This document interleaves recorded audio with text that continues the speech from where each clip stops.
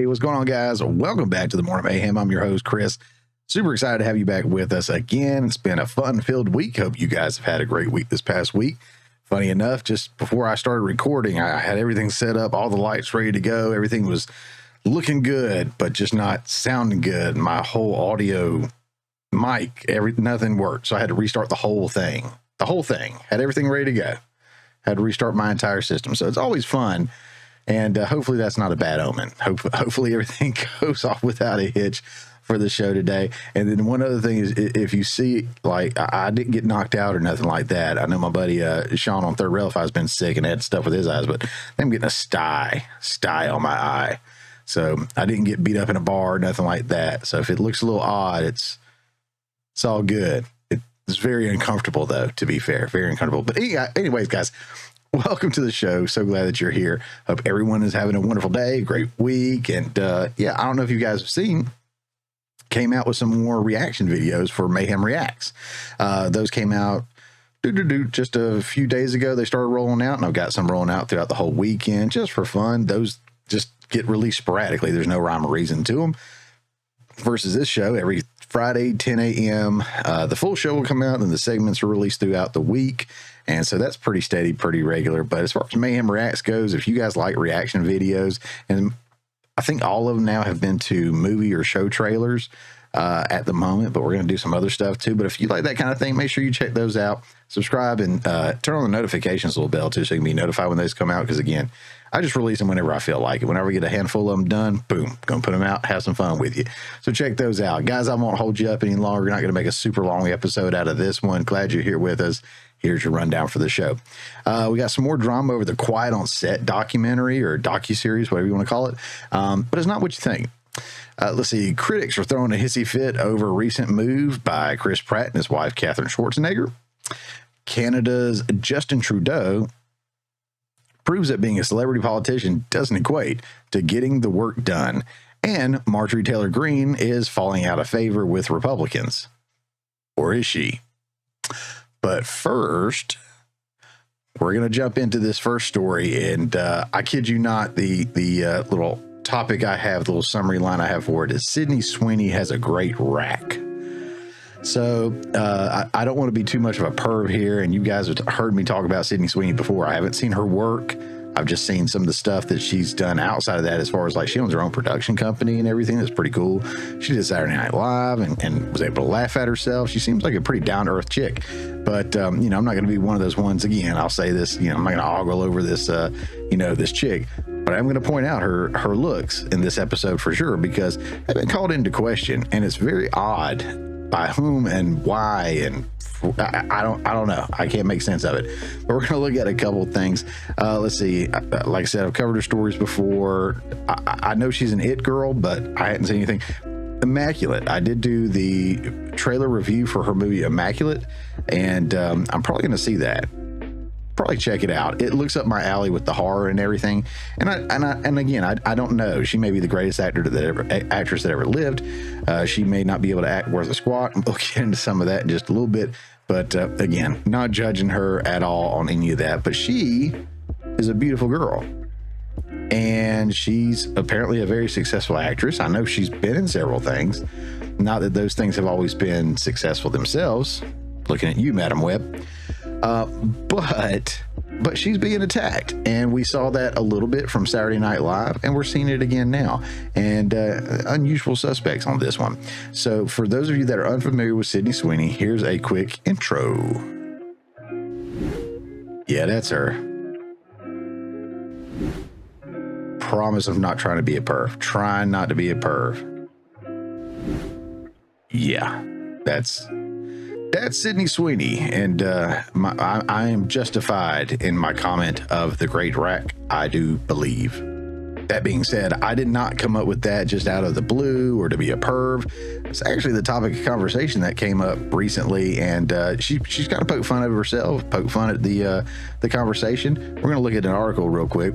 I think we got two articles we're going to look at. This first one comes from People. It says Sydney Sweeney jokes that she's sorry for having great boobs during Mexico vacation. The Euphoria actress poked fun at her appearance in an Instagram post while enjoying a getaway with friends. Nothing wrong with that.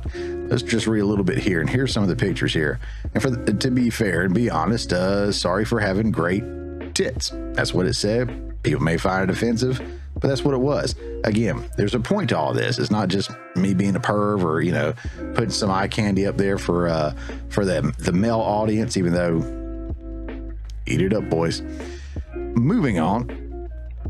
Sydney Sweeney is shrugging off Hollywood producer Carol Baum's comments about her appearance. On Sunday, April 21st, the Euphoria actress 26 shared some pictures and videos from her getaway to Mexico on Instagram, including one shot of herself wearing a gray sweater with words, "Sorry for having great tits," written on it. Another shot showed Sweeney posing with her dog Tank on a boat while wearing a bikini top and tracksuit bottoms, with a further clip showing her smiling and dancing on the beach in front of a mariachi band at sunset. All right, so there's more to this article. Remember, anytime I bring up an article, stories, headlines, anything like that, all the links are always going to be down in the description below. So you can read this entire article. It goes on. But I'm going to jump to this other one because it kind of picks up the story a little bit better on this next one, which comes from today. And it says, Sydney Sweeney's rep responds to producer's shameful criticism of her. How sad. All right, so we already mentioned that there was some criticism about her appearance, which again is what's prompting all of this perversion of the story. But it says, longtime Hollywood producer Carol Baum said Anyone But You was unwatchable and ripped into Sweeney's appearance and acting. That's a good looking woman there. Anyways, here we go. Veteran Hollywood producer Carol Baum said Sydney Sweeney is not pretty and can't act in a recent harsh critique of the young Hollywood star, which the Anyone But You actors team has called sad and shameful in response. Baum, an Oscar-winning producer of films including Father of the Bride and Buffy the Vampire Slayer, didn't hold back when speaking about Sweeney during a recent chat with New York Times film critic Janet Maslin in Pleasantville, New York. There's an actress who everybody loves now, Sydney Sweeney. I don't get Sydney Sweeney, Baum said, according to the Daily Mail. I was watching on the plane Sydney Sweeney's movie Anyone But You because I wanted to watch it. I wanted to know who she is and why everybody's talking about her. I watched this unwatchable movie. Sorry to people who love this romantic comedy where they hate each other. This is a clip from that. Glenn Powell's in a movie coming up called Hitman. Just kind of sidetracked here. I just did a trailer review on it. It may have come out by now. I can't remember, or it's supposed to come out, but it looks pretty good. Glenn Powell, I only know him from the Top Gun sequel. That was 20, 30 years in the making or whatever. But I like him. He seemed to be pretty good. And I'm going to see that Hitman movie when it comes out on Netflix, I believe. But back to Sydney Sweeney, still see nothing with her in it. And she may be absolutely right. This may be just a dreadful movie. I have no idea. But I think it was profitable, if I'm not mistaken. I probably should have looked that up. Let's see. Baum then referenced the class she teaches as an adjunct professor at the University of Southern California. I said in my class, explain this girl to me. She's not pretty. She can't act. Why is she so hot? Nobody had an answer, she said. Maslin, a longtime New York Times critic, confirmed Baum's comments, which she said occurred after screening the 1988 film Dead Ringers, which Baum produced. She also chimed in with her unfavorable opinion of Anyone But You in an April 16th post on X. This is her. We'll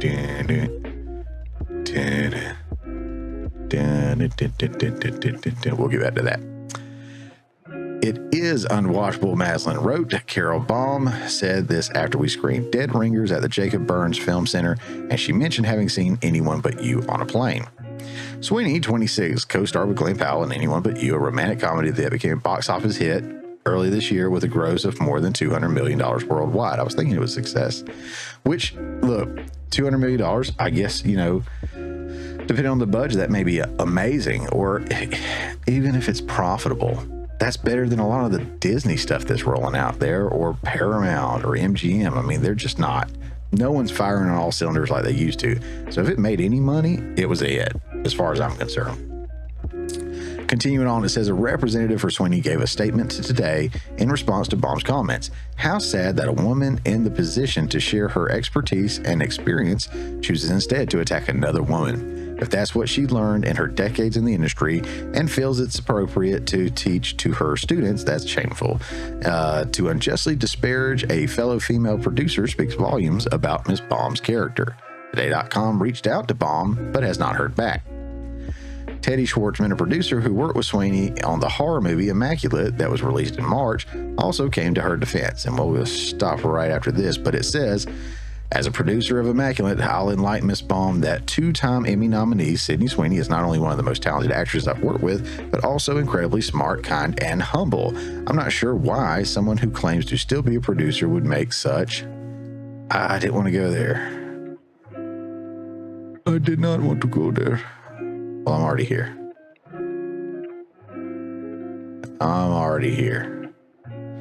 We're going to do this. I'm already here.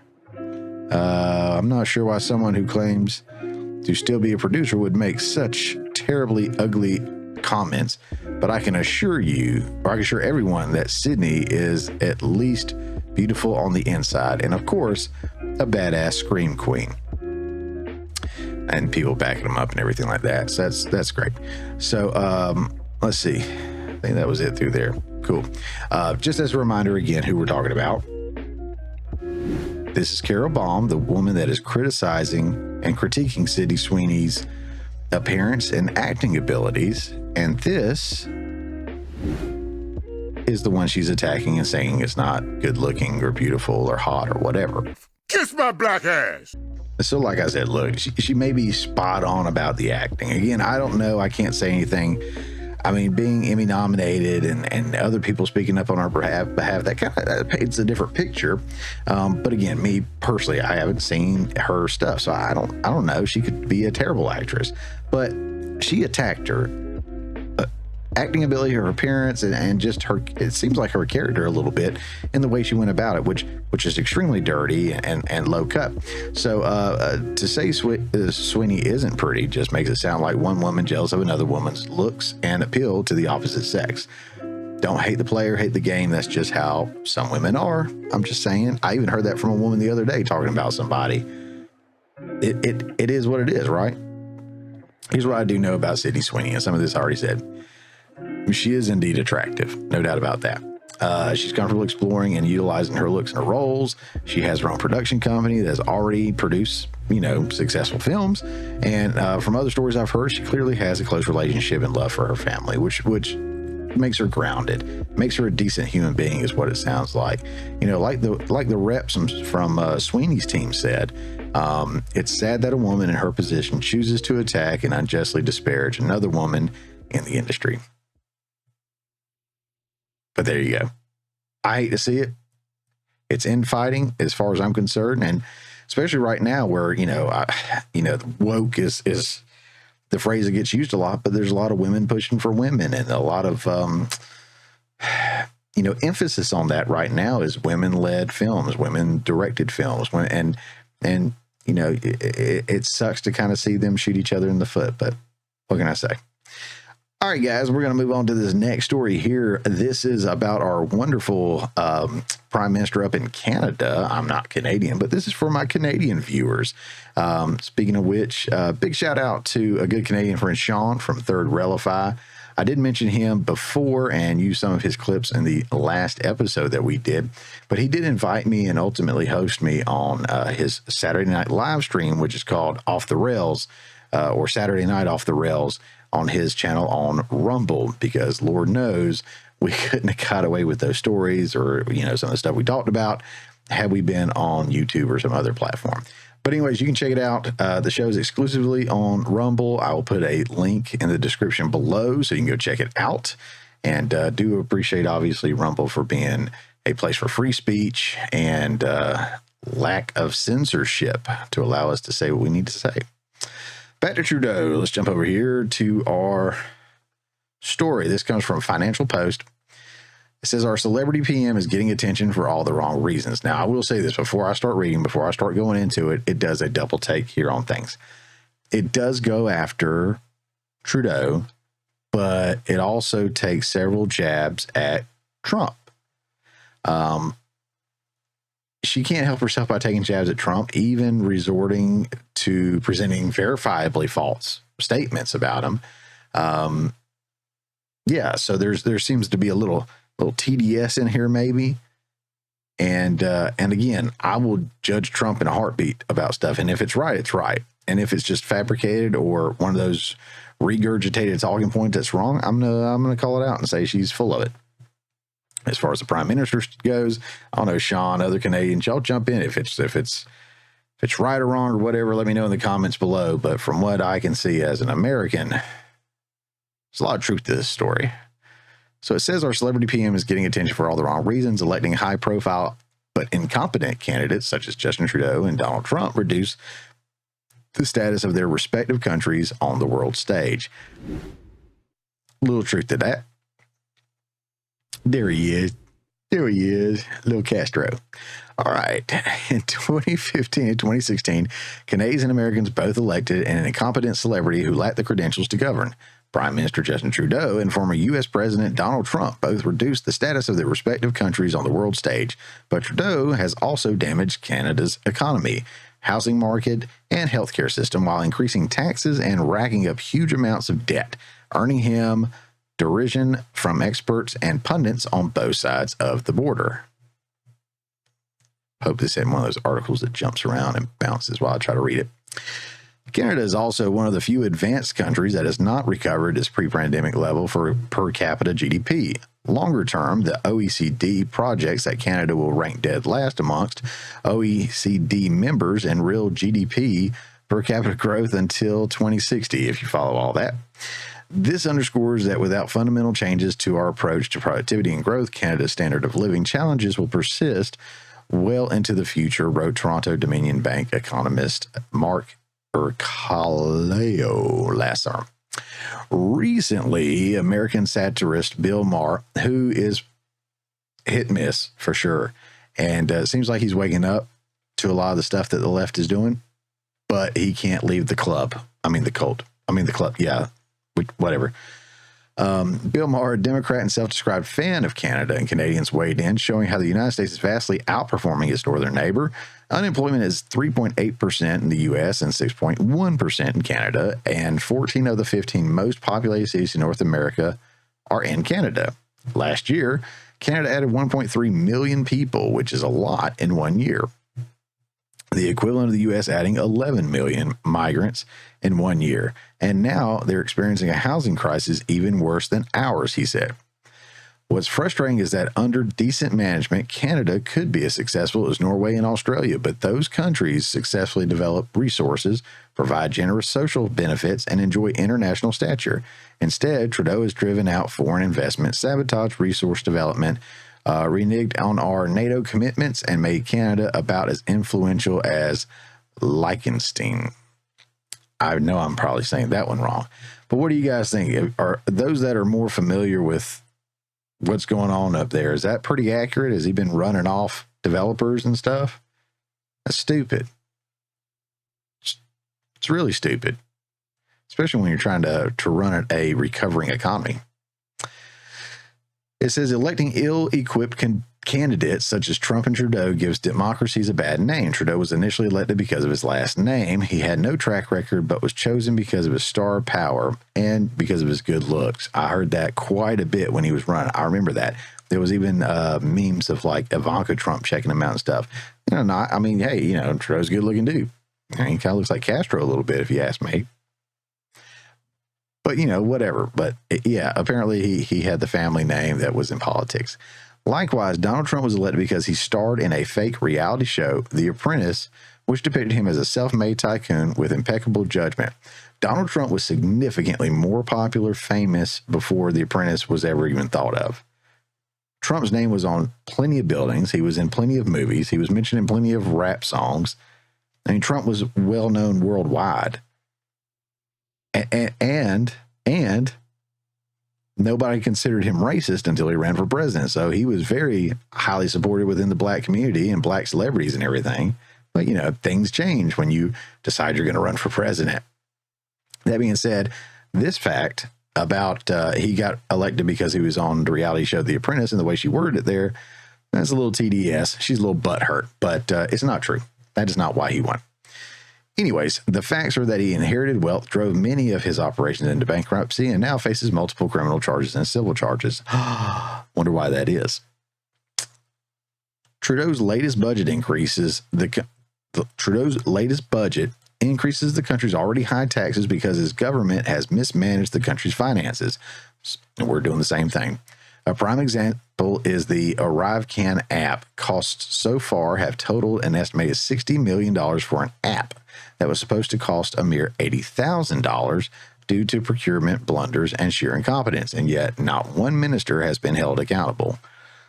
That's something that pisses me off here. It seems like we keep going over our budget. We keep creating a deficit. I know they say we're cutting the deficit. The deficit is how much we go over the budget.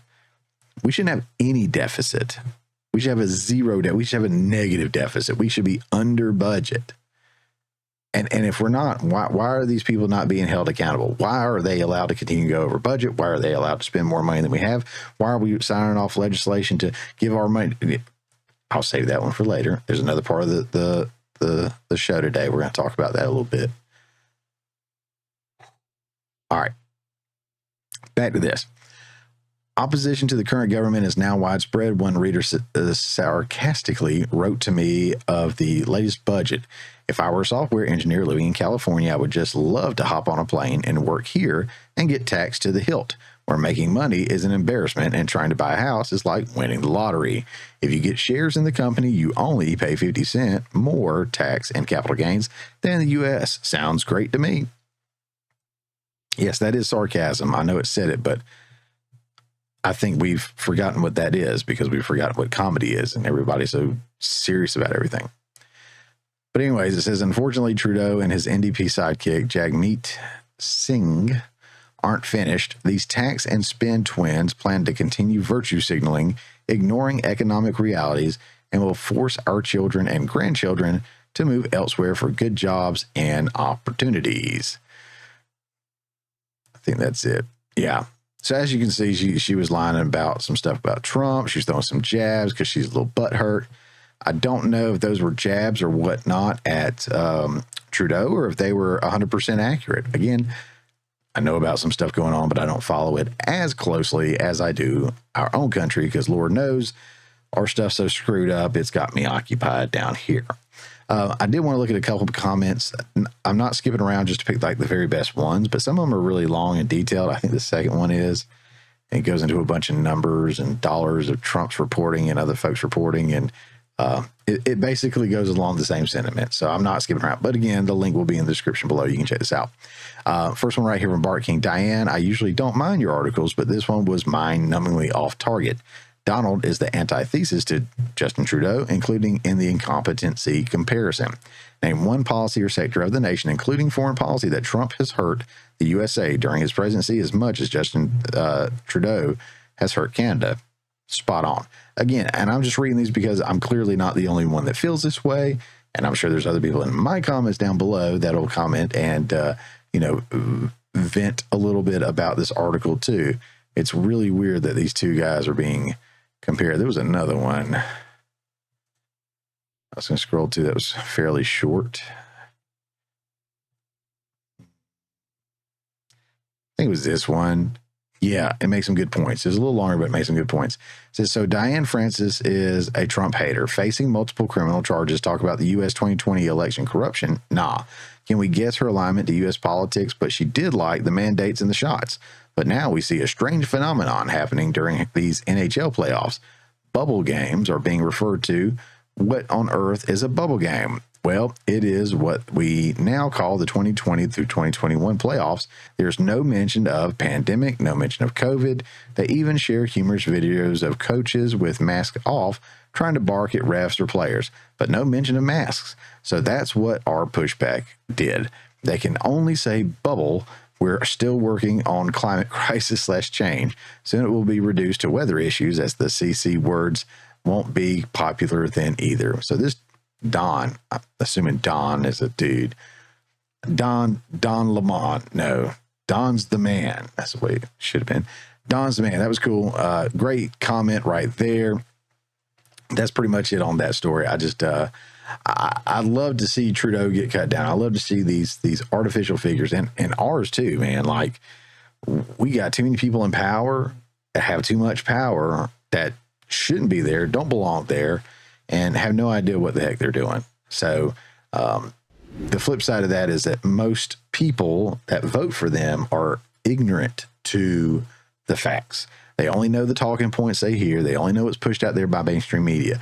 That's why myself and other people like me are doing these YouTube, Rumble, podcasts, whatever. It's not to be famous. It's just to help be a net positive and get that word out, get that angle out, get that different perspective out there. That's fact-based. That's fact-supported. I mean, I've got the documentation. I got the receipts. But at the same time, I mean, I'm not loyal to a advertiser or sponsor or anything like that to where I have to adjust what I say. I just tell the truth like it is. I'm going to have my own personal bias in there, no doubt. I'm going to put my own little swing on there, no doubt. I'll put my personality in there, sure. But I'm going to tell it like it is, and I guarantee you it's going to be different than what you see on CNN, MSNBC, NBC, CBS, and all those guys. But guys, that's it for that segment. We're going to move on to this next one. I'm going to call this one Everybody Hates Chris. And I don't mean me. I mean good old Chris Pratt. Here's a story that's got all the right people bitching and moaning.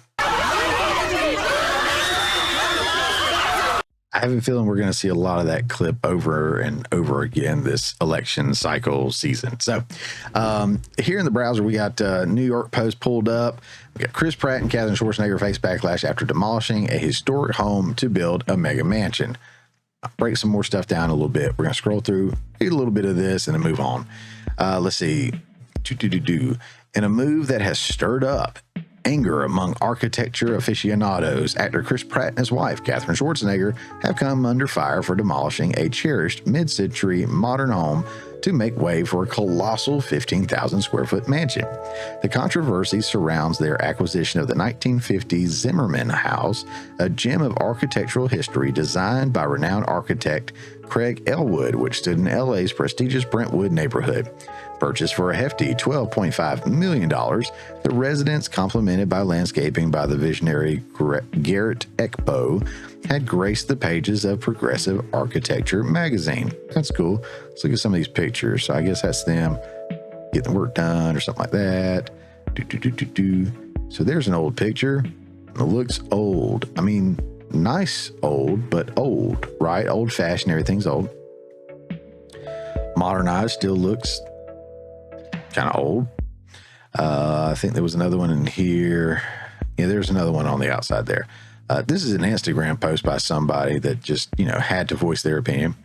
It says, saddened, also angered, frankly, to learn of the demolition of the Zimmerman House. Once located at Los Angeles' Brentwood neighborhood, the home was designed by Craig Elwood in 1953 with landscaping designed by yada, yada, yada. We read all that. I guess that's basically who wrote the article. Did they just steal his stuff? Anyways, here's the thing. The part that gets me, right? This kind of stuff happens all the time. So many people love to hate on Chris Pratt. He doesn't worship the same God they do. He isn't outspoken politically how they want him to be. Essentially, they can't control the man, right? They resort to ridiculing him instead. A simple tweet about his wife and child turns into a big story about the son he had with his ex. Remember that? The church he goes to is apparently a justifiable reason to attack him. And heaven forbid he wears a "Don't Tread on Me" shirt. He must be a white supremacist. Look, I like the guy, and clearly enough people do to keep him going in the industry like he has been. And just to buy a house, to be across the street, I think it is, from her family, that's what they were doing. And old houses get torn down all the time for new houses. I mean, this house was built in 53.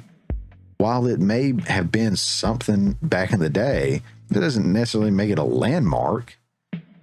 A significant architectural, gem over here. Yeah, sure, maybe. But it's lived out its life, dude.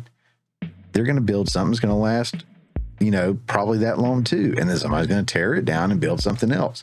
Times change, likes change, everything changes. So she's just trying to be closer to her family. He's trying to build something there for them that's going to be modern, up to date, I'm sure. It's going to be to their liking and everything. Everyone's a winner. but they're always going to find something to bitch and moan about, whether it's somebody they don't like. Him, James Woods, Kevin Sorbo, you name it. You know, Dean Cain, all these guys that are being like basically like blacklisted or trying to be blacklisted for not being controlled, not being part of that cult that's out there in Hollywood that we've heard so much about. But guys, that's it on that story. What do you think about it? Do you think it's fair that he gets to buy a home, tear it down, and build a new home? Or do you think it's wrong for him to tear down 1953 old houses and architecture and landscaping and stuff? Can't wait to see what you have to say down there. Guys, do want to talk to you real quick while I got you about Coffee Brand Coffee. Hadn't actually mentioned them in a while, but do want to call them out again right now. But they've got Mayhem's going to get you 5% off. I've got a direct link down in the show notes below to get you there. And again, all the discounts that they've got on deals and everything like that, you're still going to get an extra 5% off if you use promo code Mayhem. Plus, it helps the channel out at no extra cost to you or anything like that. Coffee Brand Coffee serves people who are sick of the gimmicky companies who offer marketing in place of truly great fresh roasted coffee. The fulfillment and roasting facilities are located right here in the United States. Each purchase, I keep saying person like I'm a cannibal. Each purchase is hand roasted to order. That means they wait until they receive your order before they fire up the roasters. And lastly, it's just delicious. I've got my Coffee Brand Coffee. I was drinking it nonstop the other night when I was on the live stream with Sean, and I was just going to town, 3 a.m, and I'm wired, baby. But also, if coffee, tea, and cocoa aren't your thing, get you a nut sack. They have deluxe nuts and cashews and other stuff. I'm a man that appreciates a good nut sack. So if that's your thing, use discount code Mayhem to get you another 5% off the discounted prices for the best coffee, tea, and cocoa. Visit coffeebrandcoffee.com today and use promo code Mayhem and save you 5% off at checkout. All right, guys. I hope you had as much fun with that promo as I did. Our next story is actually about a homegirl of mine. This is about Marjorie Taylor Greene. So a lot of people are hit and miss with her and have different opinions about her, depending on what she's talking about or whatever. I get it. And not everyone's a winner all the time. That's for sure. And even if they are, like with Trump, I like Trump. I don't agree with everything, but I like him. So more than I dislike him, I'll be voting for him for sure. I didn't like a lot about him when he ran the first time. And so in my conscience, I couldn't vote for him, and I didn't vote for him. I voted for Gary Johnson, a libertarian candidate from New Mexico, I want to say it was. And I think he was still a great candidate and got no problem doing that. I can sleep easy at night knowing that I voted my conscience. A lot of people are hit and miss with Marjorie Taylor Greene. She's a Georgia girl. I'm from Georgia, so I dig her because she's got that Southern girl fight in her. And I like that, and I appreciate that. And last go around with the podcast, when I was just kind of tiptoeing into this world, one of the things I did do is I clipped some stuff off of a Timcast video where he was interviewing Marjorie Taylor Greene. I took a lot, and I feel really bad about it, but I did, make sure I shouted out, linked to him, and everything like that. But it was very eye-opening, very just mind-blowing that she's saying that people don't even vote. Like, you go there to the floor and there's hardly anybody there to vote. And she's calling them down there and forcing like everyone to show up to vote and stuff like you and I think that they do. But no, whoever has the majority just kind of gets whatever they want, it seems like. She called out some other stuff too. It's a great video. It's back in my catalog. You can go check it out. And it's also on Timcast. You can look for his with Marjorie Taylor Greene, and he's got everything. I just clipped some stuff out of it. But let's look at a couple things because they kind of come at her here. It says, from the New Republic, conservatives quickly turn against idiot Marjorie Taylor Greene. The Georgia Republican is fast falling out of favor for her opposition to the Ukraine aid bill, which is not necessarily true. And we're gonna look at that here as we get a little further along. Let's see. I think this is a short article. It says Representative Marjorie Taylor Greene's failed fight to end aid to Ukraine and her sort of serious crusade against House Speaker Mike Johnson. You can tell whoever wrote this is completely biased, right? Her sort of serious crusade against House Speaker Mike Johnson has cost her the support of right-wing media. It's all paid for media. I'm sorry. The Sunday front page of the New York Post, owned by the conservative Murdoch family, was the latest outlet to attack Greene, invoking the Moscow Marjorie nickname coined by former Representative Ken Buck. There it is, the front page. Look at that. It's funny. And we're going to talk about the whole Russia, Ukraine, kind of what it means here in a little bit. But it says Fox News, another arm of the Murdoch media empire, had already taken aim at the Georgia Republican last week, with columnist Liz Peek calling her an idiot and saying she needs to turn all the bombastic, self-serving showmanship and drama queen energy on Democrats.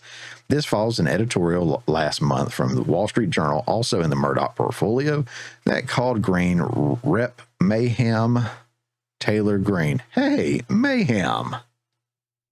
I dig it. Hit me up, MGT or MTG. MTG won't let me be me, so let me see. They try to shut me down on MTV, but it feels so empty without me. Mayhem Taylor Greene and accused her. Don't judge me, guys. Don't judge me. I'm tired. I don't feel good. My eyes bothering me. Don't judge me. Anyways, and accused her and her allies of being most interested in TV hits and internet donors. Even a non-Murdoch outlet is on the attack, as conservative Las Vegas Review-Journal columnist Deborah Saunders demanded to know who put Marjorie Taylor Greene in charge. Seems like a lot of women attacking a woman. Just point that out from a previous article that I read, or story that we went over.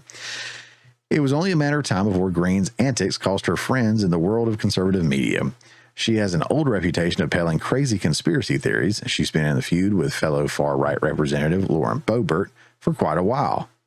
Let's be clear, Lauren Boebert has been acting kind of inappropriate in public lately, if I'm not mistaken. But she is fine. And she has parroted Russian talking points on Ukraine, to the point that even Russian state television is gushing over her. Understand this. When somebody says they're using white supremacy talking points, or Russian talking points, communist talking points, or whatever, they could basically be tying that into anything that they said. Like, from my understanding, Hitler created the interstate system. So somebody says, hey, Hitler did a great job creating the interstate system. Man, what would we do without it? Oh, he's praising Hitler. No. I'm praising that decision made, or whatever. You know, that's what everyone will twist these words. So what does parroting a talking point mean? Lord knows all the stupid talking points that comes out of the mainstream media that people can peddle just to push lies. But, you know, they don't call them that. Anyways, over the weekend, a Russian state TV host described Greene as a real beauty. She is blonde who wears white coats with a fur collar. She demonstrably heterosexual. Yeah, and much along the lines of, what's her name, Lauren Boebert or whatever, MTG can get it too. Meanwhile, Johnson successfully passing aid to Ukraine shows that he is able to deflect her attacks despite the GOP's razor-thin majority in the House. If Greene keeps losing allies, he won't have to worry about her at all. Was that it? That was it. But let's keep going. Okay, so is she alone? Is she an outcast? Is she losing support? Second Republican backs effort to oust Speaker Mike Johnson from power. Rep. Thomas Massey, who is awesome, by the way. Thomas Massey is awesome, of Kentucky, which is a great state, who has another awesome dude from there named Rand Paul. I will not shut up and stop talking about him. I love me some Rand Paul. That dude's going to be president one day before I die. He's got to be. I mean, he's that good. He's one of the only ones that went above and beyond to hold Fauci accountable. And everyone tried to put him down and attack him for it. But he came with a medical background. He knew what he was talking about, and he went after Fauci. Everyone praised the little clips, but did he get the love and support he deserved, truthfully? Probably not. I love me some Rand Paul. Anyways, Rep. Thomas Massey of Kentucky, a member of the Speaker's own Rules Committee, says he will co-sponsor a resolution to remove Johnson as Speaker months before the election. Oh, he's going to co-sponsor it. Who's sponsoring it? That's right, Marjorie Taylor Greene. So there's her some support right there. Let's go to another one. House Republican infighting getting worse after foreign aid vote. One GOP lawmaker said he serves with some real scumbags, while others fought over Speaker Mike Johnson's strategy for bringing up the aid package. Matt Gaetz is another one. Dude's the bomb. I like me some Matt Gaetz, too. The House came together Saturday to pass a sweeping $95 billion foreign aid package, a rare moment of bipartisan cooperation in the closely divided chamber. But the move only intensified infighting among House Republicans, who split sharply on the strategy to deliver assistance to foreign allies, including Ukraine and Israel. In social media posts and TV interviews afterward, House Republicans took aim at one another in unusually sharp terms over the events that led up to the vote. Ultimately, House Speaker Mike Johnson had to rely on a majority of Democrats to push through the most controversial piece of the package, $60 billion in aid to Ukraine for its war against Russia, and a gamble that could cost him his speakership. So it doesn't appear that MTG is alone in this, despite what the article and some of the mainstream media try to portray. Here's another stupid article, and this is where I'm going to get to another point. From CNN Politics says some House Republicans need this reminder that Russia is not their friend. What a stupid take. What a stupid take. Republicans aren't pro-Russian. That's the thing. That's when the Moscow Marjorie or whatever it was. These people are not voting this way. Let's go back right here. They're not voting the way they're voting or opposing the aid because they're pro-Russia. Okay. What they are is anti-spending all of our money on a foreign war that we're not involved in. That's what they are. They don't want to keep sending 90 billion here, 60 billion there, 15 billion there, while you and I are struggling to put gas in the car, buy groceries, have a date night once every now and then. Pay our light bill, pay our mortgage, our rent. Costs are going up, wages are not, despite what Biden says. They're not going up as fast as inflation is. But here they are voting to send more money to these other wars of some corrupt countries. Ukraine is not a bastion and a beacon or whatever of democracy. It's not. But yet here we go. We got to protect them because Russia bad. And look, and I get it. I understand because we're anti-Russia. We don't like Russia. I don't think these Republicans like Russia. I don't think they're voting or want to vote against this package because they are pro-Russia. I just think they're tired of us, the taxpayers, our country, being taken advantage of. And I think that's perfectly fine. Perfectly fine. Remember when Trump had that town hall hosted by CNN, by that idiot, not Trump, what's his name? Steven Crowder. Says the lady with the hairy arms. They try to make her the it girl, and Trump railroaded over her. You guys remember that town hall? It'll be absolutely over. Do you want Ukraine to win this war? I don't think in terms of winning and losing. I think in terms of getting it settled so we stop killing all these people and breaking down this country. You have Mr. to President, get Europe. can I just follow up on that because that's a really important statement let me that just you just follow made up. there. Can you say if you want Ukraine or Russia to win this war? I want everybody to stop dying. They're dying. Russians and Ukrainians. I want them to stop dying. But you won't say that you want Ukraine to win? If you remember that town hall, you know that woman tried so hard to get him on any talking point that he could, paint him into a corner, make him just sound bad and get a sound bite that they could use forever and always. He would not let her talk over him, and he called her a nasty person. He pulled out the receipts. That was a great town hall. But back to this story, I mean, that was a great answer, right? It's not about Russia winning or Ukraine winning. It's about people stopping all the death, the senseless loss of life. I mean, isn't that what we want? We want people to quit dying. If they can come to an agreement and stop the war today, that would be significantly better than, oh, we got to make sure this side wins and kills more of their people. Let's end the loss of life. I mean, the Democrats used to be that party that was, the more peace and love and, respecting life and everything party. And now they're more pro-war than Republicans are. And the Republicans are certainly divided. But if you think Republicans are the bad guys here and they're the ones that have lost it, check these guys out. So this was a good take. And I say good by interesting and revealing from a Democratic representative right here. This is on Twitter from Conservative Brief. Other people have shared it too, but it's out there. I'll leave this link in there. It says, watch as Liberal Rep Gerald Connolly gives insane reasoning behind giving all our cash to Ukraine while giving none to help secure the U.S. border during the illegal immigrant invasion. Again, this segment is not a total breakdown of what that bill was, where the money went, where the money didn't go, or anything like that. But I will say, everything in that bill went to everyone else that's in any kind of conflict, except for us, who was being attacked at our border, but no money went there. The closest thing for anything for us was, I think, they tried to ban TikTok. So, yay. But listen to what he says here. This is kind of crazy to me. Some say, well, we have to deal with our border first. The Ukrainian-Russian border is our border. It's the border between depraved autocracy and freedom-loving people seeking our democratic way of life. Do we have a stake in that outcome? Yes. Undeniably, yes. Will we rise to the occasion? Will we stand shoulder to shoulder with our Ukrainian brothers and sisters who for 1,151 days have been holding off the depraved, thuggish dictator Vladimir Putin, who has respected no norms of warfare? He's targeted children in hospitals and schools.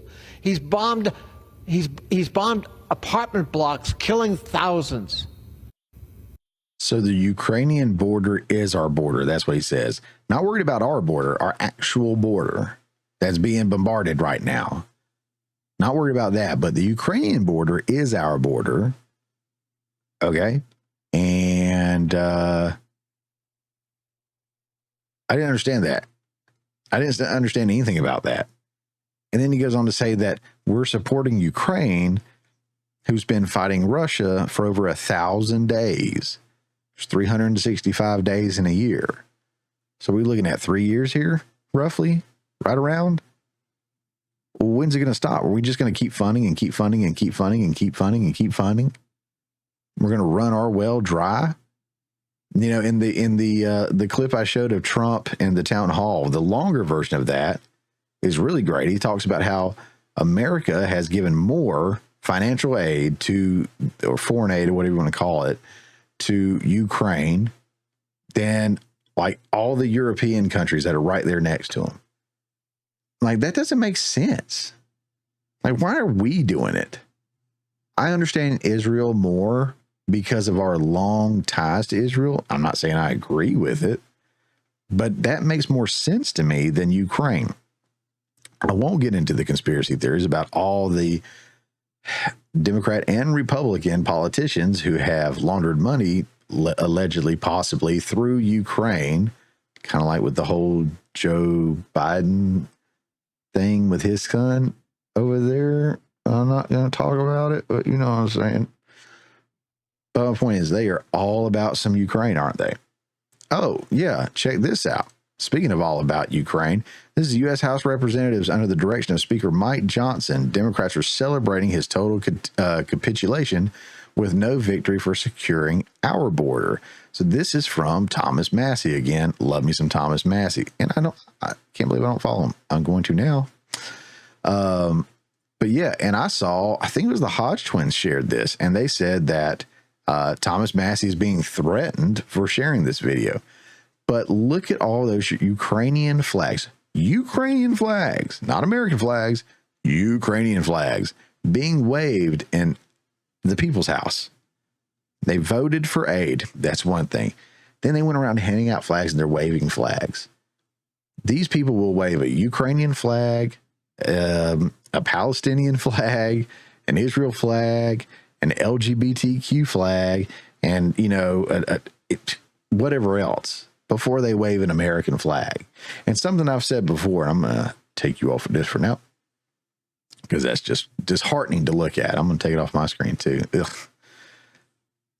But something I mentioned before was when, on another episode, when Biden went on to the Seth Meyers late night show, I think it was, he had a lapel pin on, and it was the American flag and the Ukraine flag. I'm sorry. If you're repping America, you rep America. There's no other country equal. There's no other country we should be built up to it. Again, love you guys, whatever country you're in, but I'm speaking on behalf of like politicians here. If their job is to represent America, they should be America first. Because if they're not America first, then we need to be voting them out. That's all there is to it. Left or right, they need to go. That's my humble yet accurate opinion from an American who lives in America, who cares about Americans before anybody else. Just like in my house, I care about my wife and my daughter before I care about anybody else. Thank you for tuning in. Thank you for watching. And I love you. Don't get me wrong. But my wife and my daughter, they come before everybody, anybody and everybody. So why aren't we as a country like that? I get trying to be nice, but then there's being taken advantage of. And again, left or right, Republican, Democrat, black, white, young, old, independent, third part, whatever. It doesn't matter who they are. If you're an American and you've got somebody running in your district for House or Senate or local or president, whatever it may be, look, if they're not America first, then who are they putting first? Who is their sponsors? Who they have alignment and allegiances to? These are questions you need to be asking. It's been very, very apparent here that these people do not care about this country as much as they do about others. Last segment, guys, this is going to be some more on Quiet on Set. You guys know we talked about that a little while back. It's that docuseries that talked about the darkness of Hollywood and some of the stuff that was going on specifically in Nickelodeon, right? And Dan Schneider was kind of the poster boy for all of that. But they really, in my opinion, didn't go as deep on Dan Schneider as they should have or could have as they did on some other people. Apparently, some of the people being interviewed felt misled about the show. Let's take a look here. So this just came out the other day, or just came across my desk. From Deadline, says Quiet on Set participants claim they didn't know docuseries was for ID. Our stories deserve a more credible platform. I'm going to read this article real quick.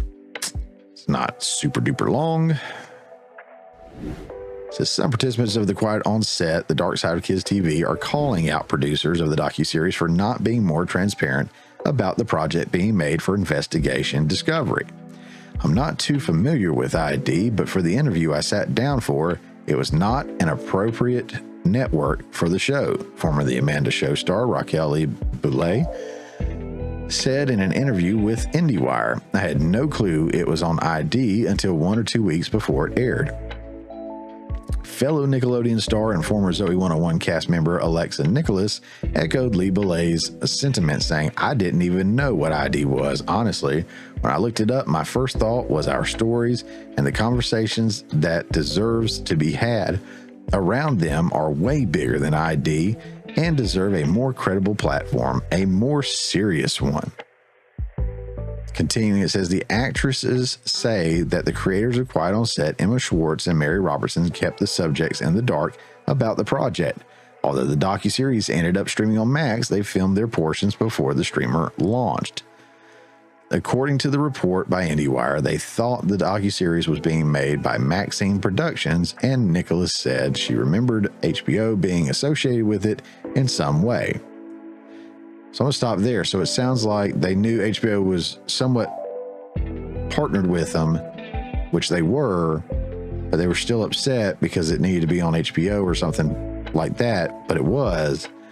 I'm going to get into my confusion on all this as we kind of wrap up here at the end. It says, I feel that the sensationalism was revved up because of it being on ID, Nicholas said. It would have been curated differently and would have been more impactful on another network. Lee Belay added, I'm upset about them keeping it secret from me. I feel like they did that because they knew if we were aware of the magnitude of how big this was going to be, they would have had to treat us better. So it was bigger than they let you believe it was, but you thought it deserved to be on a bigger platform than what it was. Huh? The Warner Brothers and Discovery merger and the subsequent relaunch of HBO Max's Max, which was not great, brought investigation discovery titles to the streaming platform, which included Quiet on Set. I don't personally hold anything against anyone at ID or Max right now, but I do hold something against Maxine because they knew what they were doing, Lee Belay said, adding about it streaming on Max. It just feels like, how can we make the most money and keep this story circulating? That's it, right? Yeah. So I'm completely and absolutely confused by what's going on here. So they thought ID wasn't big enough, but whatever they were working with or whoever they were working with, they thought it had ties to HBO. So that was fine. So then they found out it was ID and it was streaming on HBO, and they're still upset about it. So it deserved a bigger platform or outlet or something like that, but they're happy it was, but they feel like if they knew it was, they could have been treated better. Am I just out of it? Am I just completely out of it? It seems like they're talking out of their ass here. Look, while I'm confused on whether they wanted a bigger platform to show this, or if it was big enough, or if it was a big enough platform and they just wanted to be treated better, they may be onto something about the truthfulness behind the producers of the series. It'll be hard pressed to find anyone that has something bad to say about Mark Summers from Double Dare. You guys remember that guy, right? Love Mark Summers. And he's been on Double Dare and some other shows. He recently had an interview where he shared his thoughts about the docuseries. I have a question on a completely different topic, because you've done 100 things. Yep. You talked about all of it, from Double Dare to Unwrapped, and now you're doing this play. I most recently saw you in Quiet on the Set that just came out. Oh my. How was that? Being able to talk about all of that, was that like a cleansing feeling to you to finally be able to say, like, hey, I wanted to advocate for these kids and I saw what was going on? Let me tell you about that. You're going to get an exclusive here. Yes. I got called by these folks saying they wanted to do a documentary on Nickelodeon. And so I said, sure. And I went there and they asked me what I thought of Nick. And the first 10 or 12 seconds, from what I understand of this documentary, are me saying all these wonderful things. But they did a bait and switch on me. They ambushed me. They never told me what this documentary was really about. No way. And so they showed me a video of something that I couldn't believe was on Nickelodeon. And I said, well, let's stop tape right here. What are we doing? Well, we're doing this thing. Do you know this guy? And all this kind of stuff. And I left. Okay. So I got a phone call about 6 weeks ago saying, you're totally out of the show. And I went, great. Then they called me about 4 weeks ago and said, well, you're in it, but you're only in the first part of it because you talked about the positive stuff of Nickelodeon. What they didn't tell me, and they lied to me about, was the fact that they put in that other thing where they had the camera on me when they ambushed me. And No way. yeah. So now we get into a whole situation about who's unethical. That's a very interesting. I had no idea. I was wondering about so many of the interviews that they've done and how they did it. Yeah, as I stated before about this docuseries itself, I mean, these people seem to be kind of running cover for Dan Schneider. You know, never truly going deeper into all of his report allegations, but they went deep enough to create the smoke screen to get us engaged and agree at all the right people. While I do feel some of these former child stars were looking for, you know, an opportunity to relaunch their careers or another 15 minutes of fame, especially in episode 5. I mentioned that 2 weeks ago. Episode 5, not worth the watch. They turned it into something it didn't even need to be. But I still think it was great that they did this project. I think it was great they pulled this information out. It's stuff, again, that we kind of already knew, but it solidifies this. Anytime you can kind of like put a stamp of authority on it and say, this is someone who was there, this is someone who experienced it, this is real, here it is, it adds some gravity to it, right? And so it doesn't make it any more true or any less, you know, believable if it's this or that. But when you see it broadcasted like that, you can't help but say, dang, something really did happen. And again, most of us already knew this, right? But now you've got an organization, producers or whoever, that put this together, which is great. But they may have been unethical in how they put it together, which is not great. And then you've got other people in the mix that are trying to look for, not Mark Summers, but other people that may or may not be trying to look to expand their fame a little bit further as much as they can. It's a very interesting mixed bag. But I will say again, on behalf of the producers, I don't think they went as deep or as hard on Dan Schneider as they could have. They did on Pickle Boy and some of these other guys, and I almost forgot all about Dan Schneider for a while. But yeah, I think it was a lot darker, a lot deeper, and they wanted to run cover, maybe distracting from something else that could be going on or coming out here in the very near future. We'll see. We'll keep watching. Hey guys, that's our show. Thank you so much for watching and checking us out. If you like what you've seen and you've been with me this entire time, first of all, you're awesome. Second of all, make sure you hit that like button down below. If you're not already subscribed, consider doing that if you dig it. Hit the notification bell so you'll see these episodes when they come out, especially our Mayhem Reacts videos. Again, I've got reaction videos that are coming out that I have no rhyme or reason to. I just record them and release them and have fun with it. So if that's something that's up your alley, check that out. I did mention Third Railify in the episode that I did with him on his live stream last week. That will be linked down in the description below. All the sources that I've used are linked down in the description below. Don't forget that the segments are going to be cut up and released throughout the week. Our main shows are always, our full show, rather, is always Fridays at 10 a.m. right here. Thanks for tuning in, guys. We'll see you next week. I saw a commercial on late night TV. It said, "Forget everything you know about slipcovers." So I did. And it was a load off my mind. Then the commercial tried to sell slipcovers, but I didn't know what the hell they were.